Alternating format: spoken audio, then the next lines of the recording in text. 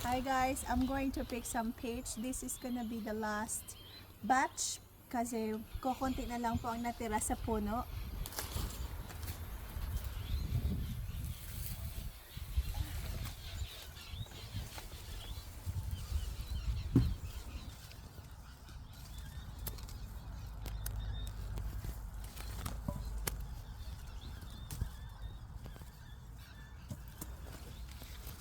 Ayun, kinain ng ibon.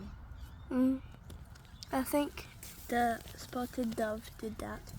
I saw a spotted dove again. Again? Did you take it out? No, I show it out. Okay. I did not touch it. Yun. That one is not good.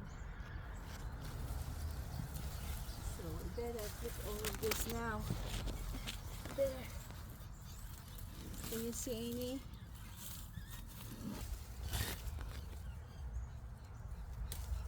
Okay, that's it. What about those ones? That one. Look. Yucky. That one? I'll save that one because it's still green. Okay. At kahit tinabunan ko na ng bird netting ang puno na ito, ay nakalusot pa din ang mga ibon. So they were finding ways to get inside para makakain sila ng mga peaches. Buti na lamang at meron pang natira. Okay, I will give you a quick tour of what's in my garden this month, March 2025. I have been picking the leaves of my moringa tree or malunggay pero nag-umpisa na silang maninilaw kasi nga autumn na dito sa Australia. Meron na din akong kukunting seedlings ng broccoli at meron din ako mga malunggay pa dito at strawberries at saka chilies. As you can see, I planted some of my plants in pots so I can transfer them indoor in winter times to avoid frosts. Ang gagandang tingnan ng aking mga chilies dito, merong pula at merong green at yung kalabasa.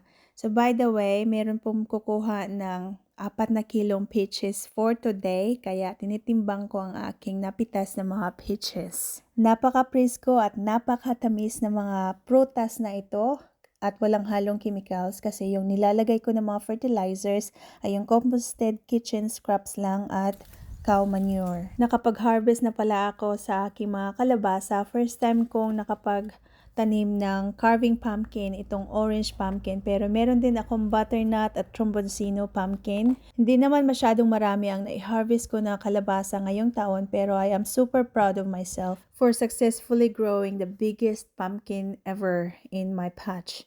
It's been 15 years since I started gardening dito sa South Australia at ngayong taon ay nakapag-harvest po ako ng napakalaking pumpkin. Approximately more than 10 kilos yata. Alam niyo po ba kung anong tawag sa bulaklak na ito? Napakagandang tingnan, di ba? Mga kababayan, this is my dragon fruit. I'm just a little bit disappointed kasi for some reason, hindi siya nagpo-fully develop ang mga bulaklak. And there's only one fruit na talaga namang I'm hoping to have a taste of this one day. At hindi ako nagsasawang tumitingin sa aking mga roses dito, guys. It's got a unique color. It's a combination of orange, yellow, pink, and reddish. And for the very first time, my frangipani plant has flowered. At napakabango ito, guys. My garden is my little oasis. So dito po ako nagmumuni-muni pag pagod ako sa trabaho. Dumidiretso po ako sa aking garden, nanonood ng aking mga halaman. Bukod sa mga prutas, mga gulay, meron din ako mga flowering plants na pampatanggal ng stress. So ayan po muna ang ating mini vlog for today. Maraming salamat po talaga sa patuloy niyong suporta at panonood ng aking mga videos. Thank you so much for watching. Please don't forget to like and subscribe to my channel, Pinay Prenny in South Australia. Bye!